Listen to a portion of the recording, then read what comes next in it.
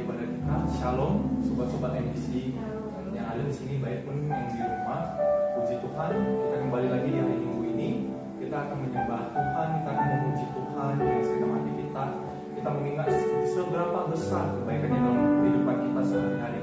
Mari kita bersatu dalam doa. Bapak, kami sungguh mengucap syukur Tuhan untuk berkat Tuhan, baik kesempatan Tuhan pada hari ini Tuhan, untuk membuat kami di tempat ini Bapak. Kami akan memuji dan menyembah Tuhan Yesus. Ajarkanlah kami Tuhan untuk mengingat segala kebaikan yang sudah Kau lakukan dalam kehidupan kami Bapak. Biarlah Tuhan Kau buka hati dan pikiran kami Bapak untuk 2 jam ke depan Bapak. Biarlah Tuhan hanya kami terfokus hanya padamu Yesus. Terima kasih Bapak, terima kasih Yesus. Semoga kami akan memulai ibadah ini Tuhan. Biarlah Tuhan Kau yang jamah Tuhan, dan kami yakin Kau hadir di tempat ini Bapak. Terima kasih Yesus, terima kasih Tuhan. Dalam nama Tuhan Yesus Kristus, haleluya, amin. Puji Tuhan, kita akan memuji dan menyembah Tuhan. Kita siapkan hati kita. Kita akan naikkan lagu pujian layak dipuji dan disembah.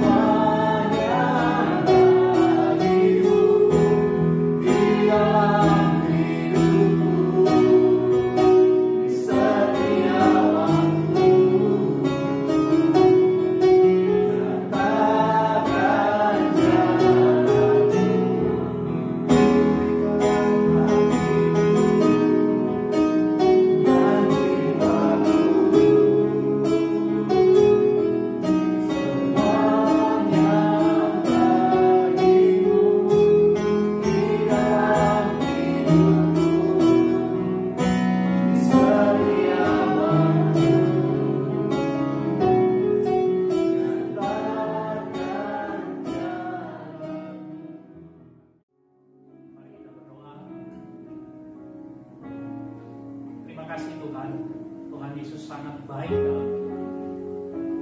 Kami rindu Tuhan melihat jalan-jalan Tuhan dinyatakan di tengah-tengah jalan-jalan kami. Sehingga apa yang hari ini yang sedang kami lalui, kami tahu dan sadar betul, kami tidak pernah sendirian. Kami mengalami Tuhan bangkitkan kembali kepada generasi ini rasa lapar dan rasa haus akan Engkau. Di tengah-tengah ketidakstabilan dunia ini, di tengah-tengah krisis akibat virus corona, di tengah-tengah segala bentuk begitu banyak tantangan yang akan dihadapi oleh generasi ini. Berikan kembali rasa haus dan rasa lapar itu tumbuh kembali, bangkit kembali, berakar kembali, yang membuat generasi ini Bapa menjadi generasi yang menyatakan kemuliaan. Nyatakanlah janji-Mu di tengah-tengah generasi ini Tuhan. Biar hari ini Tuhan kami sebagai anak-anak muda, sebagai generasi yang Tuhan bangkitkan, sebagai orang-orang yang Tuhan panggil menjadi milik-Mu, kami rindu kembali mendengarkan firman Tuhan yang hidup. Kau tolong hamba-Mu ini, Kau tolong kami semua, biar Roh Kudus-Mu menghidupkan setiap perkataan-perkataan yang keluar dari bibir mulut lidah hamba-Mu yang tidak payah, sehingga menjadi kehidupan yang membawakan dampak yang luar biasa untuk mentransformasi kehidupan kami, untuk memberikan jalan keluar, memberikan damai sejahtera, memberikan penghiburan, memberikan kekuatan, membangkitkan semangat yang baru. Tuhan berbicara kepada kami, kami siap mendengar Bapak. Di dalam nama Tuhan Yesus, mari yang percaya hari ini sama-sama akan diberkati oleh firman katakan amin. Silakan duduk Bapak Ibu Saudari.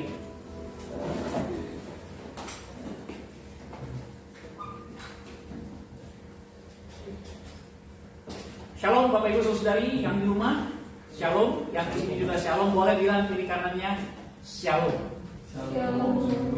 Senang sekali hari ini kita boleh kembali lagi berjumpa bersama-sama untuk kita belajar firman Tuhan. Satu tema yang saya angkat, pertanyaan yang sudah lama sekali dan sampai hari ini saya lihat di media sosial atau mungkin di tempat kerja Anda, orang pasti bertanya pertanyaan ini.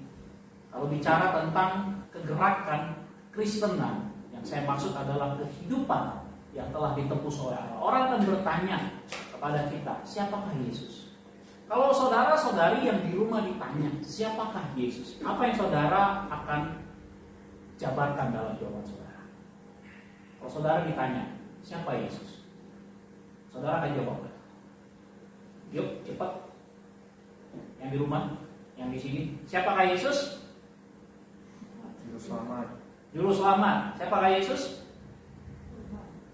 Tuhan. Siapakah Yesus? Raja segala raja. Raja segala raja. Siapakah Yesus? Rabi. Rabi. Siapakah Yesus? Mesias. Siapakah Yesus? Kok ini kayaknya orang jangan jawab kali. Kasih kesempatan yang lain. Yang di rumah, itu pertanyaan yang sangat umum, orang bertanya-tanya. Bagaimana Yesus juga dipertanyakan kehadirannya ketika dia hadir 2000 tahun lalu, 2000 tahun lebih lalu itu. Yesus juga membawa satu polemik perdebatan Bapak Ibu Saudari. Bukan karena sesuatu hal yang sifatnya menurut saya remeh-temeh gitu. Tetapi hal yang sangat prinsip, bicara tentang keselamatan. Karena sekali lagi Bapak Ibu Saudari, saya mau ingatkan betapa pentingnya Yesus itu dalam kehidupan kita. Karena dia bicara, dia hadir, pribadi kedua Allah Tritunggal ini hadir untuk memberikan keselamatan. Itu sebabnya Bapak Ibu Saudari, bicara tentang Yesus itu nggak akan ada habis-habisnya. Bahkan nanti sampai generasi yang berikutnya juga kita akan diperhadapkan dengan pertanyaan-pertanyaan, siapakah Yesus itu. Tetapi hal yang paling penting Bapak Ibu Saudari, saya lebih ingin punya satu kerinduan yang besar dalam hati saya, dan juga ini juga doa saya juga menjadi satu kerinduan yang besar bagi Bapak Ibu Saudari Sobat MTC. Ketika bicara tentang siapakah Yesus, hal yang paling penting waktu kita bicara tentang Yesus, di dalam hati kita ada satu rasa getar, takut, hormat, tetapi juga di dalamnya ada rasa ucapan syukur, karena saya tahu saya sudah menjadi milik Yesus. Itu yang paling penting menurut saya. Karena bicara tentang Yesus, Bapak Ibu Saudari, siapakah tentang Yesus ini bukan hanya bicara sekedar tentang kristologi. Kristologi itu artinya satu cabang ilmu dalam teologi yang menstudikan, yang belajar tentang pribadi Yesus. Dan saya pikir itu bukan hanya sekedar menyentuh secara intelektual kita, tetapi bicara tentang Yesus, saya lebih ingin menggali lagi bagaimana saudara mengalami perubahan hidup. Ada satu transformasi kehidupan yang saudara alami ketika saudara bicara tentang siapakah Yesus. Sehingga kalau dalam konteks penguripan yang MBC hari ini kita sedang kerjakan, siapakah Yesus? Dialah yang mengubahkan hidup saya dan saudara. Amin. Bilang kiri kanannya, dialah yang mengubahkan hidup. Amin. Itu yang paling penting Bapak Ibu Saudari. Sehingga kalau kita bicara tentang Yesus, orang bisa melihat, nah inilah baru pengikut Yesus karena dia memiliki perubahan. Nah, Bapak Ibu Saudara, kita buka Alkitab kita dari Markus pasal 3 ayat 20 sampai 35. Tapi hari ini saya ingin membacanya secara cepat saja. Markus pasal 3 ayat 20 sampai 35. Demikian firman Tuhan, kemudian Yesus masuk ke sebuah rumah, maka datanglah orang banyak berkerumun pula, sehingga makan pun mereka tidak dapat. Ya, jadi singkat ceritanya Yesus itu pada waktu itu viral. Ya, konteks kita hari ini ya, Yesus itu viral Bapak Ibu Saudara. Dari dulu udah viral, bukan sekarang aja. Viral memang kehadirannya. Ya, makan pun tidak sempat, orang banyak datang. Ya. Waktu kaum keluarganya mendengar hal itu, mereka datang hendak mengambil dia. Sebab kata mereka, ia tidak waras lagi. Dan ahli-ahli Taurat yang datang dari Yerusalem berkata, ia kerasukan Beelzebul. Dan dengan penghulu setan, ia mengusir setan. Saya cepat saja Bapak Ibu Saudari. Lompat ke ayat 31. Lalu datanglah ibu dan saudara Yesus. Sementara mereka berdiri di luar, mereka menyuruh orang memanggil dia. Ada orang banyak duduk mengelilingi dia. Mereka berkata kepadanya, lihat, ibu dan saudara-saudaramu ada di luar dan berusaha menemui engkau. Jawab Yesus kepada mereka, siapa ibuku dan siapa saudara-saudara? Ia melihat kepada orang-orang yang duduk di sekelilingnya itu dan berkata, ini ibuku dan saudara-saudaraku. Barang siapa melakukan kehendak Allah, dialah saudaraku laki-laki, dialah saudaraku perempuan, dialah ibu. Bapak Ibu Saudari, kehadiran Yesus pada waktu itu viral. Ya, viewersnya kira-kira berapa kalau hari ini paling banyak di media sosial? Berapa? Viewers yang hari ini di media sosial paling banyak lihat berapa? 200 juta. 200 juta. Ya, Yesus lebih dari itu. Karena memang dia viral Bapak Ibu Saudari. Di mana Yesus berada, di situ terjadi mukjizat. Amin. Karena memang dia sumber, segala sumber. Dia adalah sumber kehidupan. Di mana Yesus hadir, di situ terjadi transformasi hidup. Di situ orang merasakan ada sesuatu yang beda dari diri Yesus. Berbeda dari para ahli-ahli Taurat, orang-orang Farisi, pemeluk-pemeluk agama, pemuka-pemuka agama pada waktu itu. Yesus hadir memberikan dampak, radiasinya, kehadirannya. Radiasi kehadiran Yesus itu selalu memberikan dampak yang dahsyat Bapak Ibu Saudari. Dia nggak pernah hidupnya itu datang yang rasanya flat aja, enggak. Yesus datang selalu hidupnya itu memberikan dampak perubahan. Nah, saking dahsyatnya perubahan-perubahan itu pengaruh kehidupan Yesus sampai orang berpikir ini siapa? Orang ini siapa? Dan oleh karena itu juga banyak orang berpikir keliru tentang siapa Yesus. Berpikir keliru, berpikir salah tentang siapa Yesus. Beberapa di antara di sini disebut ada dua kaum. Yang pertama, ini yang menurut saya ya dari pihak luar. Dari pihak luar ini bicara siapa? Orang-orang Farisi Bapak Ibu Saudara. Orang-orang yang mengaku mengenal Tuhan, yang mengajarkan jalan-jalan Tuhan. Tetapi memberikan satu stigma negatif, ya, membuat hoax tentang Yesus. Yesus itu melakukan kuasa itu atas kuasa Beelzebul, penghulu setan. Coba Bapak Ibu Saudara bayangkan. Ini hoax pertama yang diberitakan tentang Yesus. Hari ini kalau di media sosial berapa banyak hoax yang beredar? Salah satunya yang sempat viral itu, di dalam salib itu ada jin Kristen, ya. Itu yang sempat viral ya. Berapa banyak lagi hoax yang dibuat tentang Yesus? Seorang tokoh pendeta yang bernama Yohanes Rahmat, Bapak Ibu Saudari, dia tulis disertasi yang menyimpulkan Yesus itu bukan Tuhan. Anda bisa bayangkan. Ini kenyataan Bapak Ibu Saudara. Kemarin waktu pertama kali jumpa dengan Stephen, ya, itu Stephen yang ganteng itu ya. Kami sempat diskusi tentang Da Vinci Code, betul ya? Kita sempat ngobrol tentang Da Vinci Code. Banyak sekali Bapak Ibu Saudari cerita-cerita tentang yang menyerang tentang ketuhanan Yesus. Banyak sekali. Anda bisa sebutkan banyak sekali Bapak Ibu Saudari hari ini. Sebenarnya bukan hari ini tapi dari dulu, ya, tentang hoax tentang Yesus. Bahkan ketika Yesus mati di atas kayu salib pun dibuatlah sebuah hoax bahwasanya Yesus dia tidak bangkit, tetapi mayatnya dicuri oleh murid-muridnya. Yesus tidak pernah mati. Dan lain sebagainya. Bapak Ibu Saudari, banyak sekali hoax yang hari ini beredar. Berita tentang Yesus yang membuat orang bertanya-tanya, Yesus itu pernah eksis nggak? Pernah ada nggak? Betul nggak Yesus itu Tuhan? Betul nggak dia mampu mengubahkan? Ini yang terjadi Bapak Ibu Saudari, serangan dari luar yang mempertanyakan tentang Yesus dan menyamakan Yesus dengan menerima kuasa dari Beelzebul, bukan kuasa dari Tuhan. Tapi tentu Yesus tidak berdiam diri dari itu. Yesus berapologetika. Dia membela pengajarannya dengan menjelaskan sebuah pengajaran yang begitu sederhana tentang prinsip kerajaan. Tidak akan mungkin kerajaan iblis itu berperang satu dengan yang lain, maka kerajaan itu akan menjadi lemah. Prinsip analogi tentang kerajaan ini Yesus sampaikan untuk membantah semua keraguan mereka tentang hoax siapa Yesus. Serangan-serangan dari para orang-orang Farisi itu dibantahkan oleh Yesus. Nah Bapak Ibu Saudari, kenapa demikian? Karena memang Yesus melihat bahwasanya Bapak Ibu Saudari, kita sebagai orang-orang percaya hari ini ketika kita belajar mengalami Yesus, ketika mendapatkan serangan-serangan dari luar ini, kita tidak boleh berdiam diri Bapak Ibu Saudari. Makanya saya juga salah satu hamba Tuhan yang di media sosial, saya juga cukup aktif Bapak Ibu Saudari memberikan jawaban-jawaban.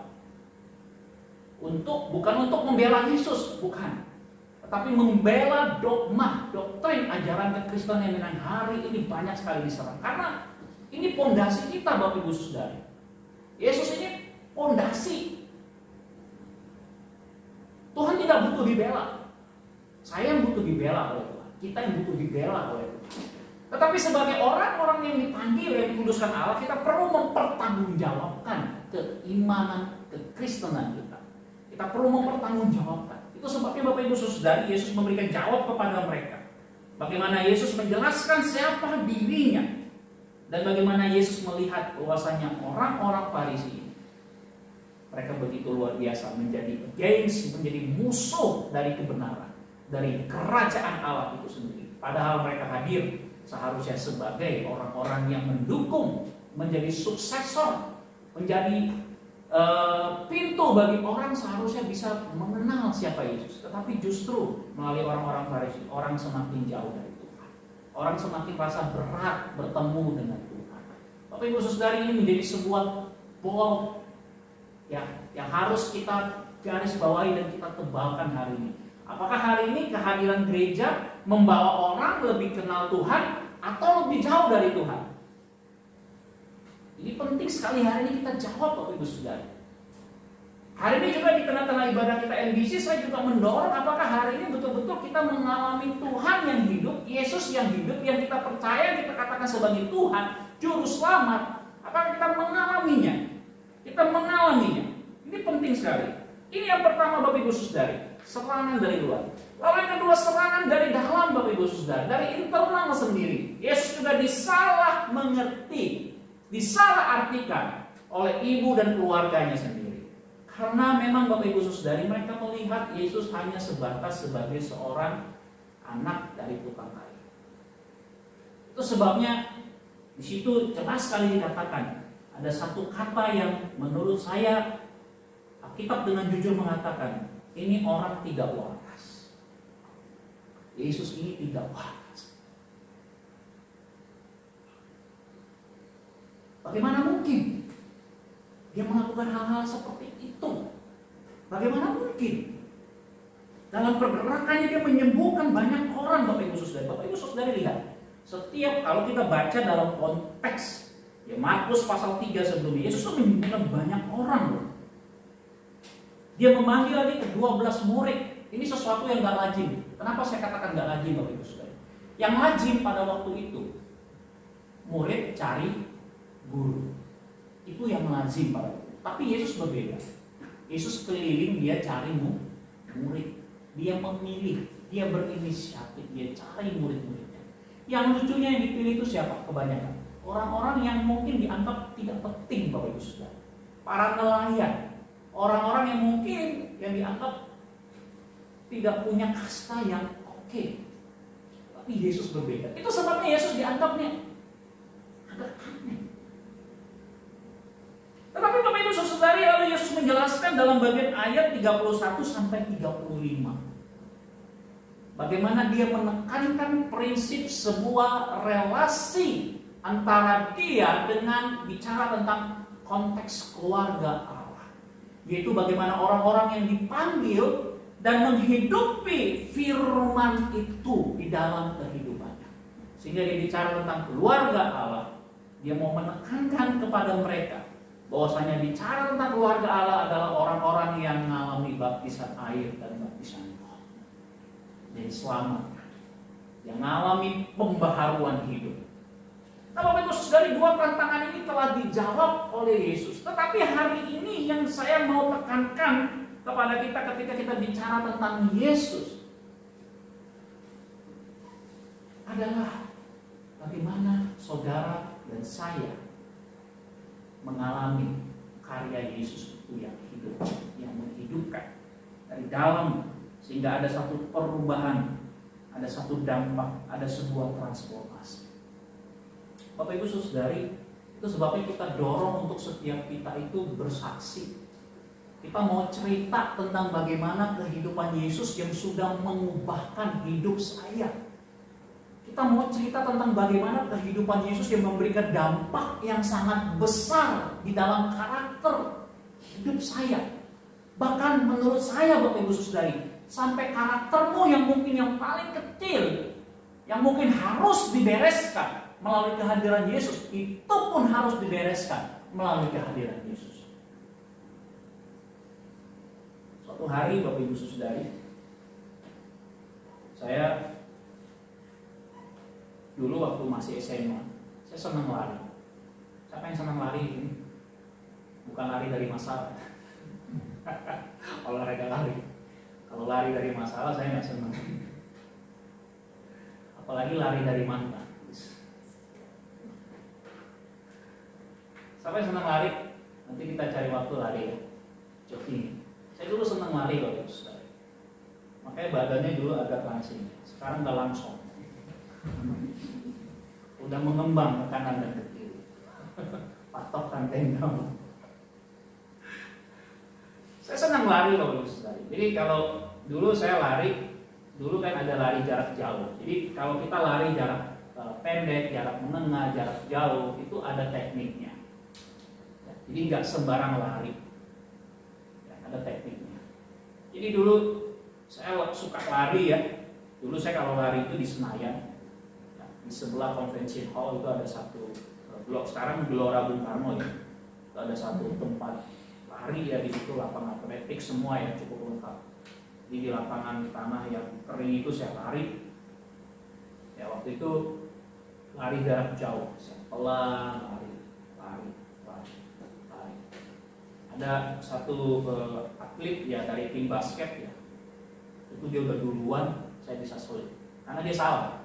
Di awal lari jarak jauh dia udah sprint duluan.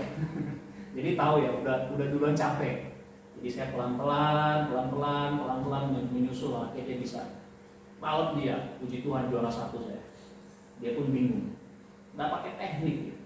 Nah biasa kita kalau habis lari Bapak Ibu Saudari, aus kita nih, kita biasanya pergi nih.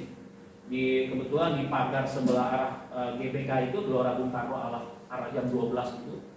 Ya, nanti kalau ke GBK boleh dicari jejak rekam sejarah Boso di situ. Jadi di situ berderet lah penjajah apa namanya, asongan ya, kalau di sini apa kalau ini pedagang asongan ya, sama ya. Ada yang jual minuman, makanan, kacang, ya macam-macam ya. Nah biasa saya sama kawan saya tuh, yuk ada satu kawan saya, kami sama-sama anggota Rockris. Rockris itu rohani Kristen. Pergi beli minum, duduk ya, ngobrol-ngobrol ya, duduk minum. Terus teman saya bawa tuh, karena kami kan dipanggil, yuk absen lagi, absen lah sama guru olahraganya, sama lah kami pergi absen, ya kan? Dan itu ngabsen, Rob, kenapa?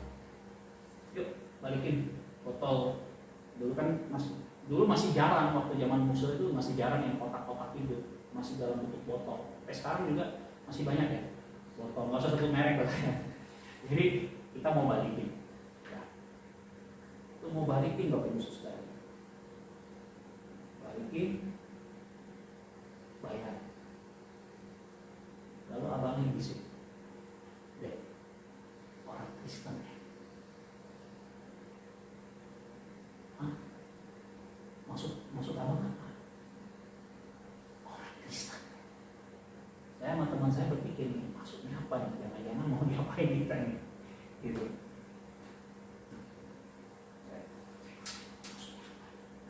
Kita kan udah bayar, iya. Apa hubungannya dibilang orang Kristen? Kan nggak ngeh kan?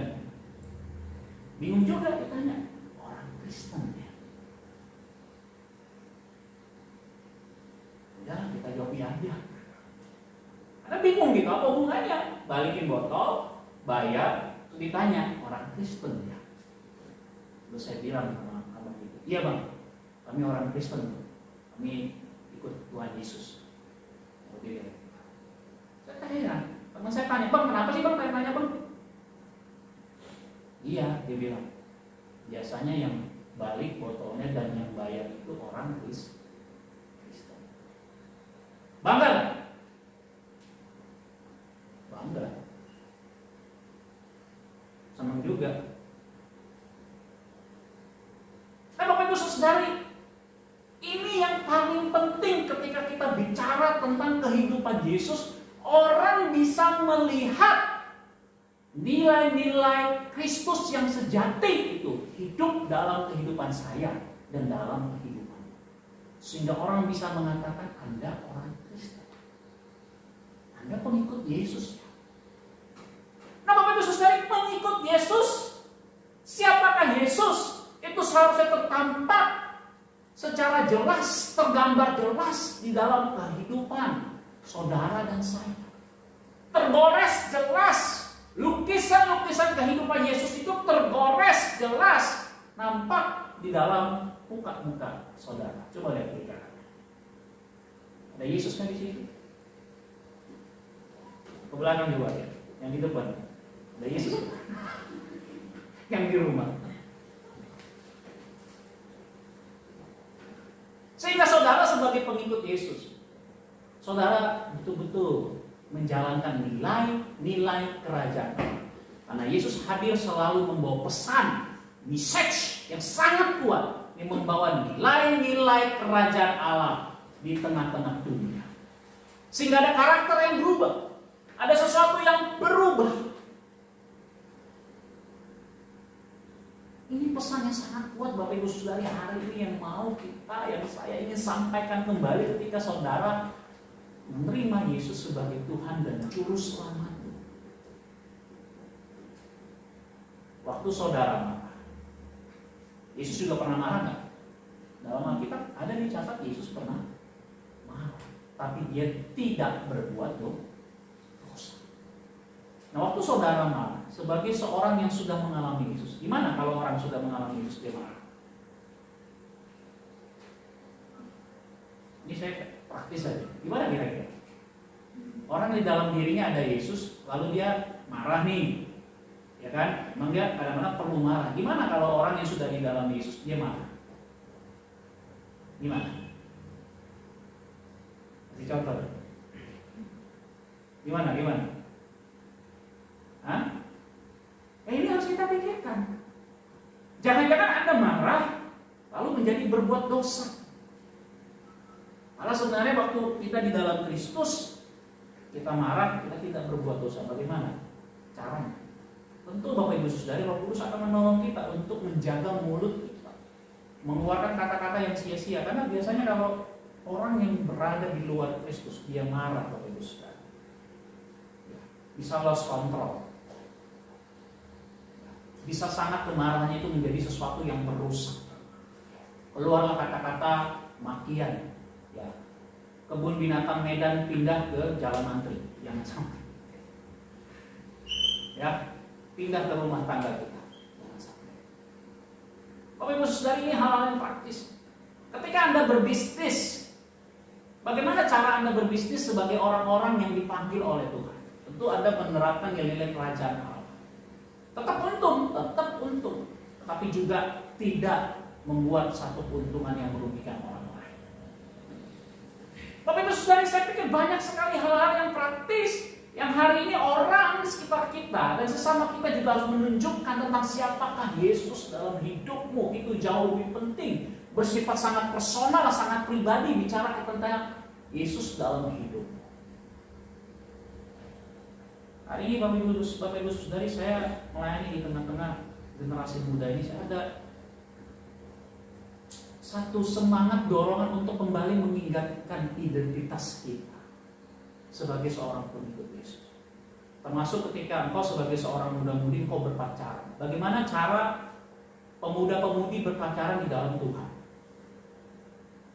Saya masih ingat Bapak Ibu Saudari, sekalipun dulu saya dibesarkan di tengah-tengah kampus yang berbasis pietisme di 3 Batu Malang yang menekankan nilai-nilai kekudusan. Saya masih ingat dulu di kampus dulu. Ya, ini sampai hari ini masih berjalan seperti itu. Itu kalau ada seorang pemuda atau seorang pemudi dia jatuh cinta, ya salah sendirilah siapa suruh mau dijatuhi cinta kan? Ya waktu dia jatuh cinta, Bapak Ibu Saudari, itu di kampus itu ada satu, biasanya kalau mereka jadian, ya singkat cerita mereka jadian, sudah jadi gitu. Nah mereka biasanya bapak unit, di sana ada bapak unit ya. Ya kalau di istilah bapak komsel juga bisa. Bapak komselnya akan menyiapkan satu ruangan, ya biasanya di ruang tamu keluarga mereka. Jadi mereka dikasih kesempatan setiap malam minggu untuk pacaran di situ atau di hari-hari di mana mereka sudah sepakati. Nah, Bapak Ibu Saudari, dulu ada satu dosen kami ini, dosen ini yang kalau mungkin orang sekarang bilang kolot kali ya. Saya nggak tahu ya, kolot mungkin. Jadi dia ini biasanya kalau ada anak komselnya, anak mahasiswa yang pacaran di ruangan dia, biasanya dia duduk di situ, dia perhatiin begitu kan. Kalau udah mulai agak pegang-pegang tangan, dia langsung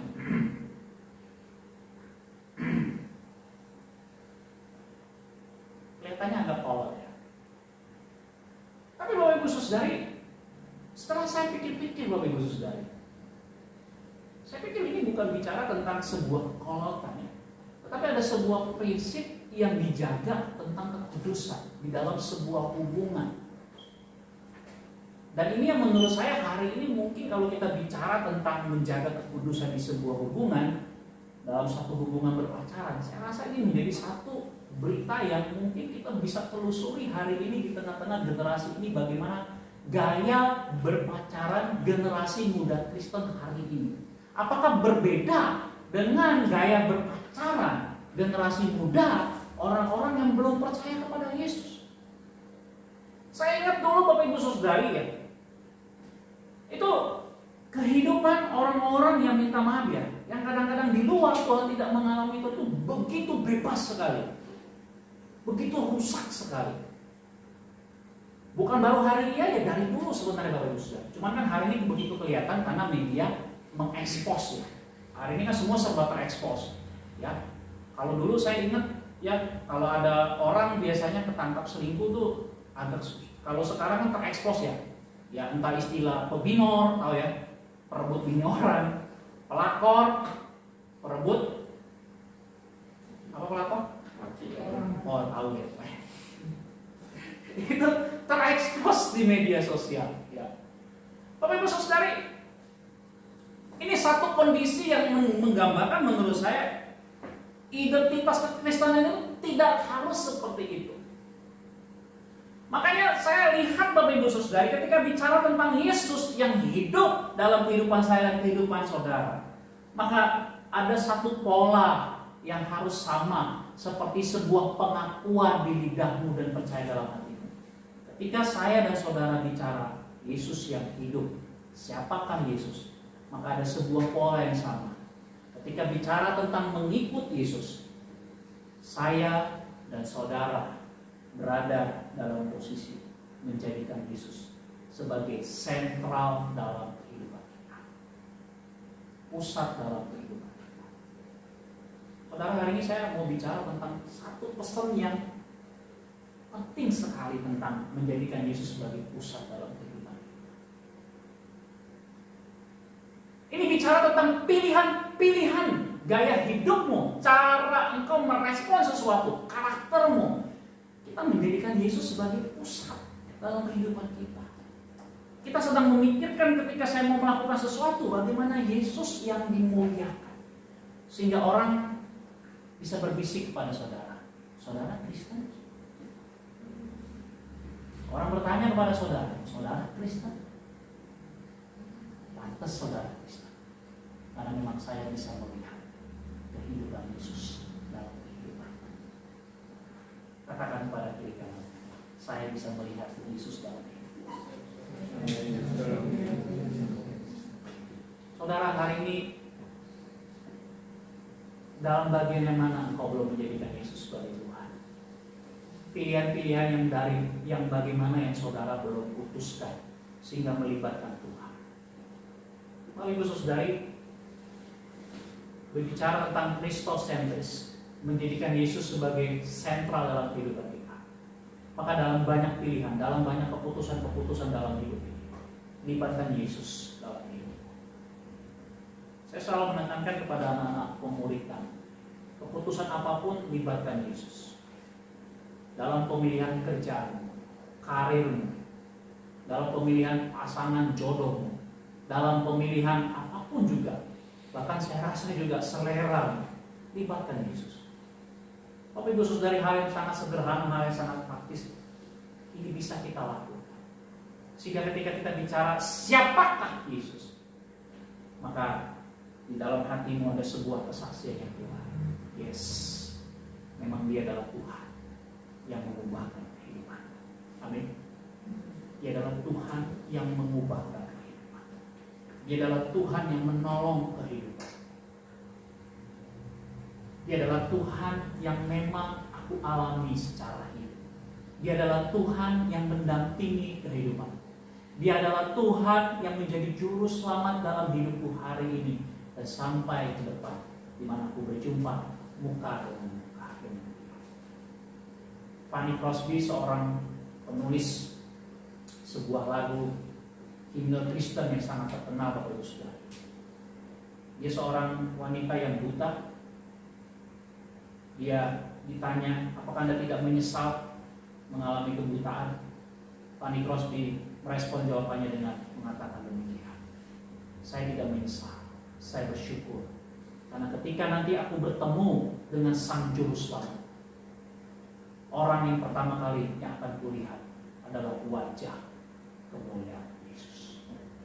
Karena di surga segala kebutaan, segala kelemahan, kecacatan, segala kelemahan, apapun itu, ketika nanti kita bertemu dengan Sang Juru Selamat, semua itu menjadi hilang. Itu sebabnya Fanny Crosby punya iman.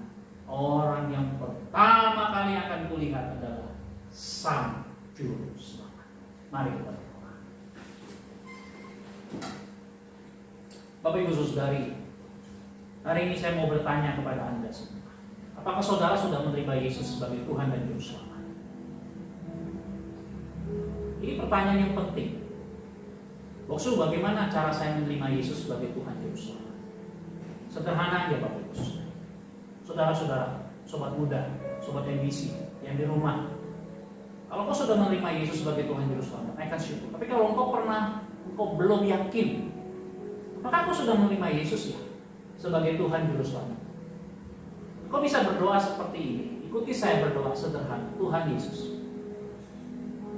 Ikuti saya sederhana. Tuhan Yesus. saya mengundang engkau masuk ke dalam hati. Yesus Tuhan, engkau jadi Tuhan, Raja, dan Juru Selamat dalam hidup. Hari ini aku serahkan hidup di dalam tangan. Aku milik, segala dosaku diampuni. Kini aku manusia baru dalam nama Yesus. Kalau saudara berdoa seperti itu, saudara, dari dalam hatimu, saudara berdoa yang di rumah juga berdoa seperti itu dari dalam hati, kau sudah lahir baru. Tapi kau harus berdoa dari dalam hati. Kau harus berteriak dengan sangat punya satu kerinduan, rasa haus dan rasa lapar akan Tuhan. Karena orang Yesus itu hidup, Bapak Ibu Saudara. Saya adalah seorang hamba Tuhan yang berani saya katakan Yesus itu ada karena saya punya pengalaman dengan Dia. Saya pernah melihat Dia, saya punya pengalaman dengan Yesus. Dan sampai hari ini saya mengatakan Yesus itu hidup. Dia ada, Dia mengasihi saudara. Saudara, hari ini saya mendorong yang kedua. Kalau hari ini saudara sudah mulai jauh dari Tuhan, bangun kembali komitmen. Mau bangun kembali, bangun lagi komitmen untuk Yesus. Yesus sudah mati untuk engkau. Yesus sudah mati, darahnya tercurah untuk engkau. Waktu Yesus bertanya, apakah kau mengasihiku kepada Petrus? 3 kali dia tanya. Hari ini saudara, Yesus juga bertanya kepada saudara. Saudara yang menerima Yesus sebagai Tuhan dan Juru Selamat, apakah kau mengasihi Dia? Apakah kau mengasihi Dia? Apakah kau mengasihi Dia? Saudara, hari ini kau bangun lagi komitmen. Tanya kembali dalam hati kecilmu, apa aku mengasihi Yesus? Bangun kembali komitmenmu. Katakan kepada jiwamu, bangunlah kembali hai jiwa. Hari ini kalau kau rasa lesu rohani, kau rasa bimbang, kau rasa ragu, kau rasa capek, letih, lesu, hari ini maukah engkau mengundang Yesus untuk memberikan kelegaan kepada Bapak Ibu Saudari? Jangan biarkan waktu ini lewat begitu saja. Hari ini respon firman Tuhan. Bangun kembali komitmenmu dengan Tuhan. Berdoa, bangun kembali Tuhan. Aku mau bangun komitmen. Aku mau lebih mengasihi Yesus. Aku mau lebih sungguh-sungguh lagi. Kalau hari ini kau merasa kau telah begitu jauh, cara hidupmu, gaya hidupmu gak seperti pengikut Yesus. Kau sembarangan dalam hidupmu. Kau sembarangan dalam hal seksualitasmu. Kau sembarangan dalam hal mulutmu. Kau sembarangan dalam bisnismu. Seakan-akan tidak ada Yesus di situ. Di satu sisi itu tidak ada Yesus. Hari ini kembali kepada bangun kembali komitmen. Dalam studimu kau tidak melibatkan Tuhan, libatkan Tuhan. Bangun kembali komitmen. Jangan sampai ada satu sisi pun dalam hidupmu yang tanpa Tuhan. Mari bangun kembali kepada Tuhan. Katakan, panggil Dia Yesus. Yesus Tuhan. Kami percaya Kau Allah yang hidup. Engkau mengasihi kami. Engkau peduli dengan kami. Hari ini kalau engkau mengalami pergumulan ekonomi, kau bergumul dengan ekonomi, kau takut dengan masa depanmu, panggil Yesus. Berdoa pada Yesus, karena Dia janji pada hidupmu. Dia akan menolong, mendampingi engkau, menyertai engkau. Setiap kita tidak pernah sendirian. Tuhan Yesus, hari ini hamba berdoa untuk setiap jemaat, baik yang di rumah maupun yang di tempat ini. Segarkan kembali jiwa kami, bangunkan kembali kami, biar kami boleh melihat dan mengalami kehidupan Yesus. Sehingga ketika orang berbicara siapakah Yesus, kami tahu pertanyaan itu sudah dapat kami jawab, karena kami tahu kehidupan Yesus telah mengubahkan kehidupan saya dan saudara. Hari ini kalau ada di antara kami yang bergumul dengan beberapa karakter, mungkin kami lemah dengan beberapa karakter dalam hidup kami, Roh Kudus, Roh Yesus Kristus mampukan kami, supaya kami dapat diberikan self control yang kuat untuk menang terhadap segala kelemahan-kelemahan. Terima kasih banyak Bapak, kami bersyukur untuk hari ini. Jemaat Tuhan, sebelum kau pulang, kau buka hatimu, andalkan Tuhan. Jangan andalkan pikiran dan dirimu sendiri. Buka hatimu, serahkan hidupmu kepada Tuhan, dan terimalah berkat. Kiranya anugerah dan damai sejahtera dari Allah Bapa, kasih sayang dari anaknya Tuhan kita Yesus Kristus, pertolongan, pendampingan dan penghiburan dari Allah Roh Kudus. Itulah yang memberkati jemaat Tuhan mulai hari ini, besok, dan sampai selama-lamanya. Amin. Bapa, terima kasih. Bapa